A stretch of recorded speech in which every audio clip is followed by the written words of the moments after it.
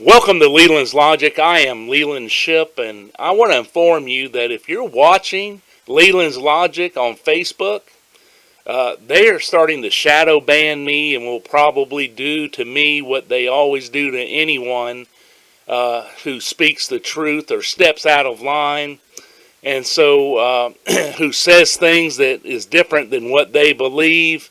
So I'm just letting you know that I'm working on a different avenue, but I also have it on Rumble, YouTube, and Twitter just for future reference. So tonight we're going to be covering a couple of different things. There are two topics that I want to cover right off the bat, and the first being the Nashville shooting at the Christian private school.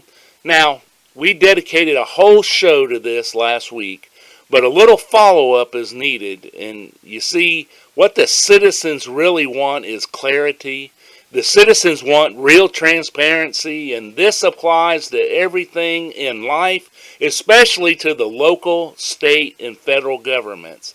And it doesn't matter where the citizen is residing. And as I've stated on another show, another time, transparency goes hand in hand with trust. Now, I am in no way saying that we can truly trust anyone or anybody who are in the government, but knowing the actual truth, the actual facts, would go a long way. But in the case of the Nashville shooting, this was not what happened. The FBI has now stepped in, and then they've allowed someone with the Tennessee Bureau of Investigation to come out and talk about a little bit of the things that were left behind in the residence by the shooter.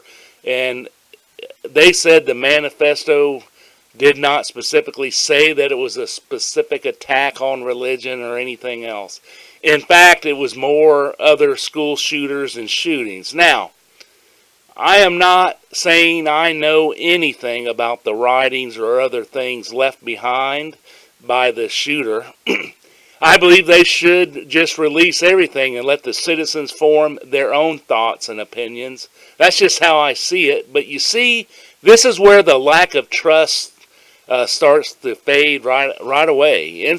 Instead of revealing all of the specifics, they tell us some things, hoping that will appease people, and then the issue is forgotten about, or as we get further away from the actual event, the less people will remember it or maybe even care about it anymore. It just depends, and they know that's how this works, and that's how they manipulate and do what they do with the sharing of the information.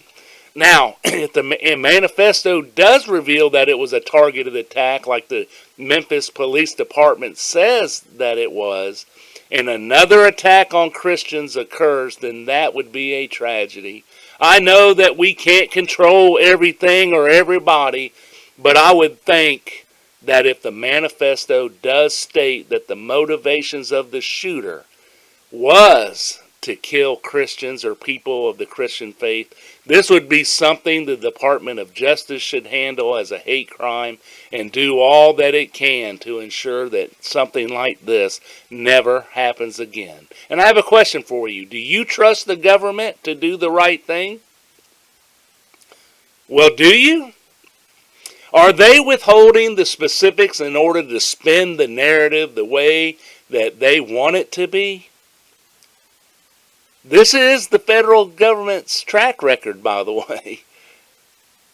And we do not need someone to tell us what something says. I mean, we can read. Majority of us can read. So just release it, and we will all form our own thoughts and opinions on the matter, right? We do not need the federal government to hold our hand in this. Now, I would like to move on in order to do some follow-up on the Riley Gaines discussion I had last week. You know, the 12-time NCAA All-American swimmer who was ambushed after giving a speech on Save the Women's Sports on the campus of San Francisco State University. She was assaulted by a transsexual activist. And I misspoke last week when I said Miss Gaines was barricaded in a room while the police cleared the building and made it safe. That was not the case. The campus police did nothing to assist her. The dean of students who was present in there did nothing to stop it, nor did they assist Miss Gaines.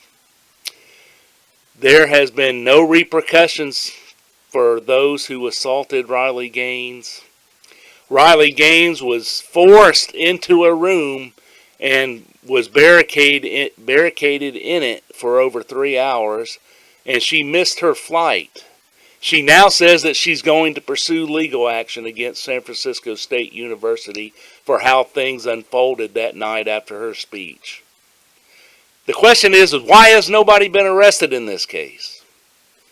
It is unbelievable that these people are allowed to not be charged. I guess it now depends on who is involved.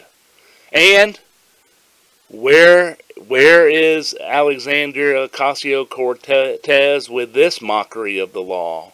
This is something every American needs to be taking note of. Listen, when it is the LGBTQ plus community committing crimes, they have a free pass. When it is those racist white mega conservatives, we have to, folks. We have to quickly arrest them and quick punish them. We have to lock them up in dungeons and not allow them even an opportunity to shower. And we are going to physically beat them, even to cause them to lose eyesight, so they can be an example for the rest of those deplorables. I want to look at and discuss another incident that occurred on a different college campus recently on March 24th of this year, folks. On the Bowling Green State University campus, there was a women's basketball game being played. Memphis University and the Bowling Green State University, where Bowling Green State beat Memphis 73-60. At the end of the game, when the two teams were going through the procession of shaking hands, Memphis guard Jamira Schutz punched Bowling Green State University player Elissa Brett in the face. It was a sucker punch, meaning it wasn't expected. And here is how Bowling Green State University handled it. First, they made a statement. Following Thursday's unwarranted physical incident after the WNIT home game, the Bowling Green State University Police Department has charged a member of the Memphis women's basketball team with assault. Bowling Green Assistant Athletic Director Vincent Brightus said in a statement, additionally, BGSU Athletics is conducting its own review. Violence is never acceptable, and priority remains the health, safety, and support of our student athletes, and who is recovering and doing well, by the way. And Memphis University also came out with a statement about the incident of its own. And the incident that occurred after Thursday's women's basketball game was extremely unfortunate and certainly not consistent with or representative of our expectations for our programs and student athletes, said the Memphis Athletic Department in a statement. Because the incident occurred after the game, jurisdiction falls in the hands of local authorities, and we are cooperating fully with their process to be respectful of that process. We will not comment further until it is complete. So, again, the Memphis Athletic Department added that in their statement. Now, Memphis guard Jamira Schutz was arrested and charged by the Bowling Green State University Police with assault and pleaded not guilty in court, despite the fact the incident is not only on film, but was also being televised when the assault occurred. There is another court date scheduled in another month, so we'll just keep our eye on it, right? But I want to point something out here. Bowling Green State University is located in Wood County, Ohio, which is a county that is leaning conservative. In Wood County, Ohio, 45.3% of the people voted Democrat in the last presidential election. 52.9% voted for the Republican Party, and the remaining 1.8% voted independent. Versus San Francisco State University, which has done nothing in regards to the violence that transpired on their campus, where Riley Gaines was assaulted. San Francisco State University is located in San Francisco County, California, where 85.3% of the people voted Democrat in the last presidential election. 12.7% voted for the Republican Party, and the remaining 2.0% voted independent in the last presidential election. San Francisco County remained overwhelmingly Democrat, and San Francisco County, California is very liberal. And I'll say this, Chicago, Illinois is also very liberal. And the mayor was just recently ousted for her inability to protect the citizens of Chicago. However, they have replaced her with someone who's probably 20 times more liberal than she was. So, now, this is just one comparison I'm doing here of two different universities where similar instances occurred with two different perpetrators. They both were assaults on the university campus, but they were both handled much differently than the other.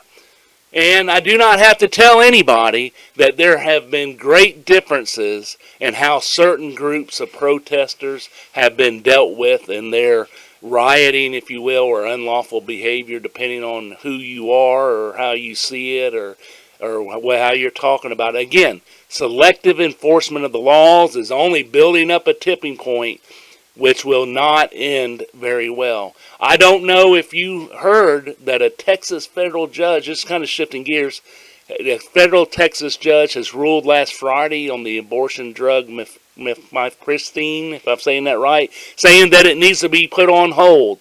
Now House Democrats are introducing a bill. They were doing that today.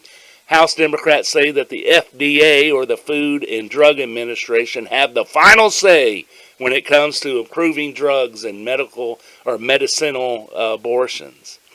Then today I heard Alexandria Ocasio-Cortez, she's the one in the 14th District of New York, chime in about this, and I quote, "The courts rely on the legitimacy of their rulings, and when they make a mockery of our system, a mockery of our democracy, and a mockery of our law, as what we just saw happen in this abortion drug case in Texas, then I believe the executive branch has enforcement discretion."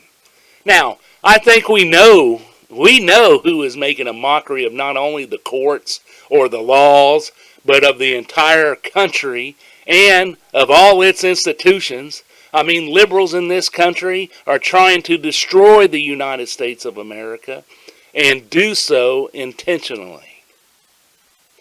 They have really ramped up their efforts to instigate what some say is the next civil war. They are race baiting the American people, and make no mistake, they want conservatives hog-tied, gagged, and in the gulag. To say nothing of what they really are after, which is to be able to come out and say something like this. You see, this is why we can no longer allow freedom here in the United States, because of people and their actions such as these, while they instill martial law and just take control. Make no mistake, this is no coincidence. This is an organized, strategic plan that is in motion, folks. Now, there is another angle I want you to ponder. The train derailment that happened in East Palestine, Ohio. The crash which led to explosions and chemical leaks. How was this handled by the Biden administration? It was as if nothing had happened there, wasn't it? And what occurred in East Palestine, Ohio was catastrophic, and we are now talking about human lives being massively impacted by this disastrous chemical debacle. The Biden administration was extremely slow in doing anything. And I promise you, I'm being kind in saying it like that. So nobody is able to say that Leland is always one-sided or Leland is mean-spirited. No. Listen, in Columbiana County, Ohio, where the city of East Palestine is located, in the last presidential election, 71.7% of the citizens voted Republican and 26.8% 8% of the citizens voted Democrat, with 1.2% voting Libertarian. Now, one does have to ask the question, had this chemical disaster occurred in an area which the citizenships were of a Democrat majority, would this situation been handled differently or even better? One thing the liberal mainstream media is good at is jumping in to spin the narrative the way they want to spin it, folks. And this train wreck was no fluke for them. They jumped right in because Republican politicians began saying things about that, and the liberal media jumped into action to spin the narrative. They were slamming Republicans for politicizing the disaster. I think there was smoke and indeed fire, folks, and the liberal media had to put it out, or at least attempt to extinguish it. Now, let's go back to Nashville, Tennessee, where the private Christian school shooting occurred. It happened in Davidson County, Tennessee. And in Davidson County, Tennessee, 64.5% of the people voted Democrat in the last presidential election, and 32.4% voted for the Republican Party, and the remaining 3.1% voted independent in the last presidential election. So Davidson County remained overwhelmingly Democratic. Now, Davidson County has voted Democratic in every presidential election since the year 2000. The Nashville Police Department, remember when the shooting occurred? They released that this shooting was a targeted shooting. And thus, Senator Josh Hawley came out saying that the Department of Justice needs to be investigating this as a hate crime. And as I stated in the show, and I did after this horrific act of violence occurred, but then once the FBI became involved, the shooter's manifesto could not be released until the FBI finishes profiling the shooter. Well, that sure is interesting. I mean, do you think someone saw that this shooting was going to become a political talking point? There are exclusive new details about the so-called manifesto left by the private Christian school shooter.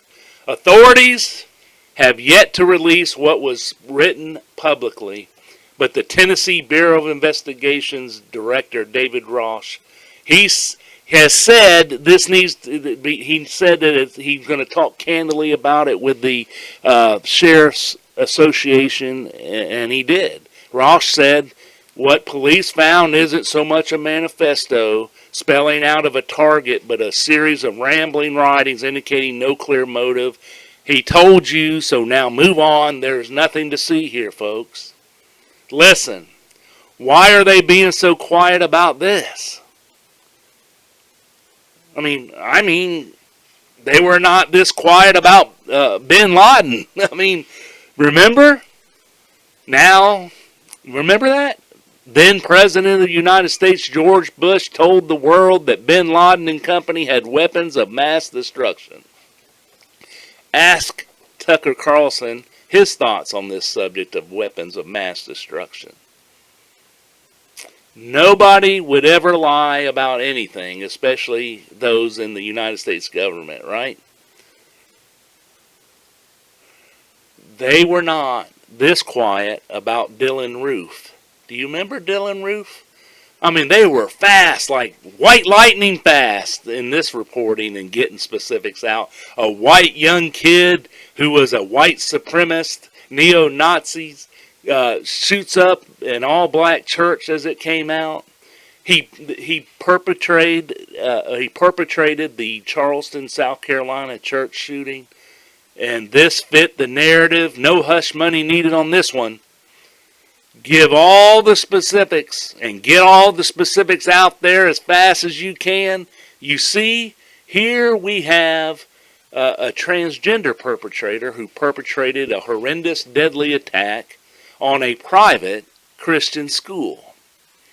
And it is like library-type silence. I mean, after the main law enforcement agency who was majorly involved with every aspect of this cowardly, atrocious act says that this was a targeted shooting, now it is nothing to see here, quiet as church mice. Are you kidding me? Are you kidding me? We all should just all sleep very well at night now that he told us that, right? I mean, after all, the actual director of the Tennessee Bureau of Investigation himself said there is not too much to the writings left behind by the shooter. Yet, the Nashville Police Department called this a targeted shooting, and not to mention investigators searched the Nashville home of the private Christian school shooter, leaving with, among other things, a number of handwritten journals, some videos, and computer hard drives. Ross told sheriffs that the review so far of the material finds that the killer did not write about specific political, religious, or social issues. In fact, a primary focus in the journals is on idolizing those who committed prior school shootings. She appears to have followed their lead, planning for months, and acted alone. No problem, sir. But I will like to say, then show us. Show us the actual writings and let the citizens of the United States of America come to our own thoughts of what transpired. The lack of trust is difficult to live with, especially when it comes to the safety of our children and each other. And hopefully at some point the so-called manifesto or journal writings will be made public so people can see for themselves. The writings remain under careful review, not only by Metro Police, mind you, but also by the TBI and the FBI's Behavioral Analysis Unit based in Quantico, Virginia. Well, there you have it. Leland's logic. And hey, I will see you where the rubber hits the road.